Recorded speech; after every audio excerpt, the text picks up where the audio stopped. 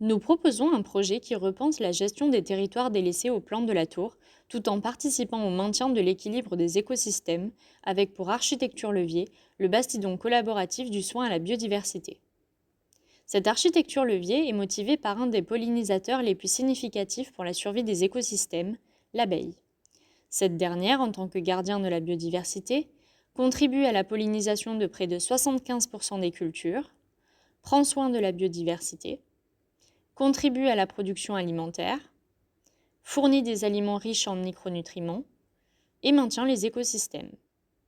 Pourtant, selon une étude menée par la FAO, près de 35% des abeilles sont aujourd'hui menacées d'extinction. Le constat de cette menace de disparition interroge la culture productiviste intensive de l'espace et plus généralement la mise en commun planétaire de notre monde. Ce modèle productiviste qui s'étend entraîne à la fois l'exploitation des sols, la privatisation de l'espace, la perte de sociabilité, l'oubli des savoir-faire ou encore la perte de biodiversité. Dans le massif des Maures et au plan de la Tour, la survie de l'abeille dépend de l'usage de pesticides. Avec un indice de fréquence de pesticides élevé, le plan de la Tour figure parmi les communes les plus à risque pour l'abeille. Sa survie est également remise en cause du fait de la monoculture de vignes, car c'est la diversité des espèces qui lui assure une bonne alimentation. Pourtant, il existe un autre modèle de production raisonnée qui privilégie la gestion durable des ressources, fonctionne avec des espaces communs, entretient les liens sociaux par la collaboration entre hommes et milieux, réactive les savoir-faire, tout en ayant soin de la biodiversité. En nous appuyant sur cet exemple, nous proposons un modèle décliné qui vise à cultiver plusieurs espèces de plantes mellifères, mais aussi créer des espaces communs de pratiques agricoles et apicoles, générer des rencontres au sein du rucher école, faire perdurer les savoir-faire apicoles ancestraux de la commune, et avoir soin des milieux naturels et cultivés. C'est à travers ce modèle de production que nous souhaitons intervenir dans les espaces délaissés de la commune du Plan de la Tour. Selon Hélène Soulier, architecte paysagiste, les espaces délaissés peuvent être définis comme un ensemble de terrains vides ou abandonnés, mais aussi les franges, les talus, les interstices urbains dont l'existence résulte de la politique d'aménagement, politique qui s'appuie davantage sur les parcelles que sur les milieux. À partir de cette définition, nous avons identifié 3 espaces faisant partie des délaissés dans la commune. Parmi eux, les friches agricoles, reflet de l'échec du modèle productiviste, les impensés urbains, résultat d'une planification urbaine parcellaire, et le patrimoine bâti vacant, résultat d'un abandon au profit d'opérations de lotissement. Pour réinvestir ces espaces, nous redéfinissons leur statut en tant qu'espaces communs, des espaces conçus dans une gestion commune et au nom de l'intérêt général. Considérons maintenant ces 3 typologies de délaissés dans la commune. Avec près de 475 hectares de friches, 1,2 hectares d'impensés urbains et plus de 2000 m² de patrimoine bâti vacant, le plan de la Tour possède un large potentiel d'espace à réinvestir.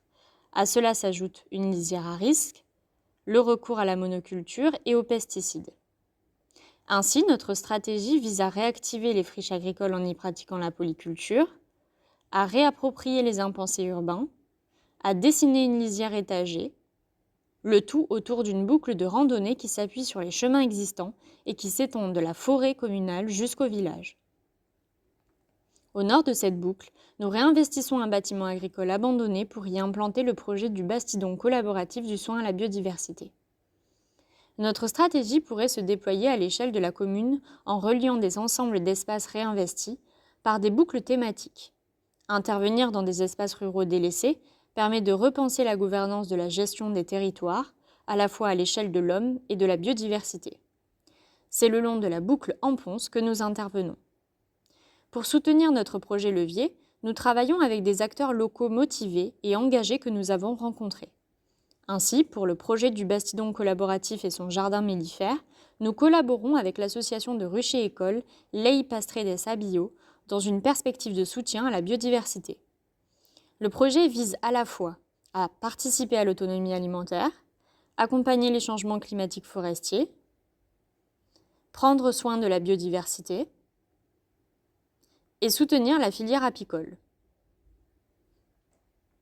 Pour comprendre le site de projet dans son paysage, Identifions les milieux qui l'entourent, avec le ruisseau de l'Enponce, la lisière, qui délimite la forêt communale, et le cœur du village. C'est à l'interface entre forêt et ruisseau que nous intervenons. Situé à l'emplacement d'un ancien rucher, le site était occupé par un agriculteur qui vivait au sein du bastidon du Sourd. En 1950, la lisière délimitait une forêt communale clairsemée et jardinée en restanques qui bordait une parcelle agricole. Aujourd'hui, les terres agricoles ont laissé place à une zone pavillonnaire. La parcelle agricole est devenue une friche. Cette friche s'accompagne de 2 espaces délaissés au niveau du chemin des Cigales et de la zone pavillonnaire. La forêt est dense et bordée par une lisière non entretenue qui a gagné du terrain sur la friche. L'ancien bastidon du Sourd n'est désormais plus qu'un lieu délaissé et en ruine où préexistent 2 restanques, traces d'une ancienne activité forestière. Demain, nous proposons un projet qui s'inscrit entre les lignes paysagères dessinées par la lisière de la forêt et le tracé du ruisseau.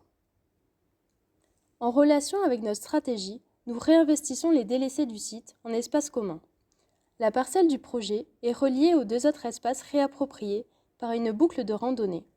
C'est ainsi que nous créons le jardin promontoire avec une vue dégagée sur le mont Saint-Père, les terrasses du Midi pour profiter d'un moment de détente au bord de l'eau, et la promenade mellifère, un parcours qui met en éveil les sens.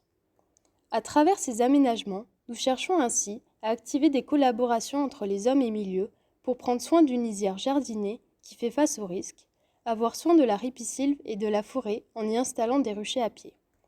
Le projet du bastidon collaboratif du soin à la biodiversité, qui prend place le long de la promenade mellifère, se décompose en 4 parties.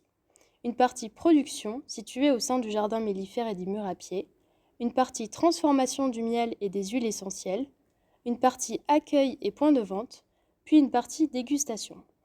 Ces aménagements sont ponctués d'espaces extérieurs communs. Les activités proposées au sein du bastidon sont organisées en fonction d'un programme saisonnier. Les ateliers de formation du rucher école ont lieu du printemps jusqu'à l'automne. Les ateliers d'initiation à la production de miel et des huiles essentielles ont lieu pendant la saison estivale. La gestion des cultures se fait toute l'année et les fêtes et marchés ont lieu du printemps à l'été.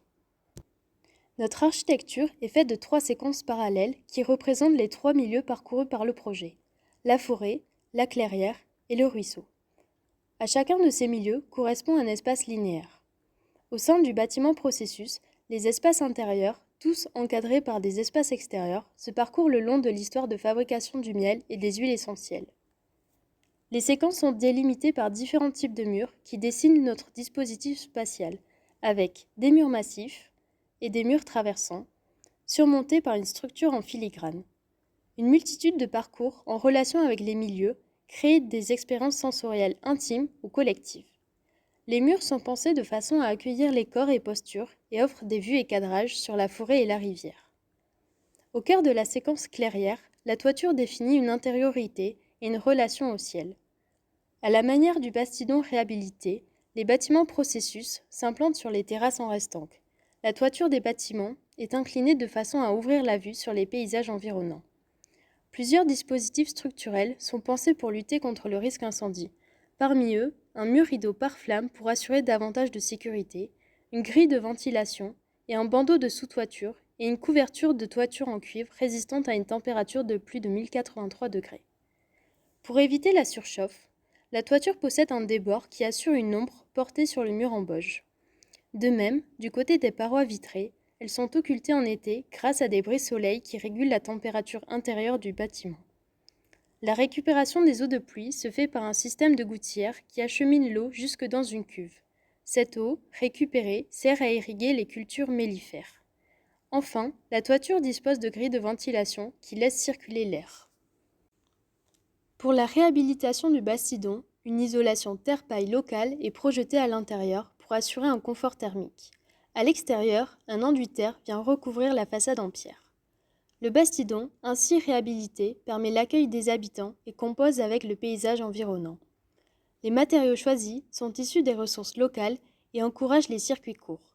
Leur mise en œuvre fait appel au savoir-faire de la région. Parmi eux, nous utilisons de l'osier issu de la région, du mélèze issu du massif des Maures, du châtaignier issu de la commune et enfin de la terre crue issue du site. Ce projet pilote vise à s'étendre à tous les PNR de la région dans une perspective de réactivation des espaces délaissés pour les transformer en espaces de collaboration. Ces espaces pourraient se connecter aux institutions régionales existantes. Le bastidon collaboratif du soin à la biodiversité vise à avoir soin de la biodiversité, soutenir la production agricole, réinvestir les délaissés et faire commun pour devenir un projet pilote à l'échelle de tous les PNR. Le projet permet ainsi à différents acteurs de se rencontrer, d'élaborer des actions en réponse à des problématiques d'intérêt commun, se transformant ainsi en un patrimoine vivant, désirable et support de nouveaux projets qui dessinent l'avenir des territoires ruraux.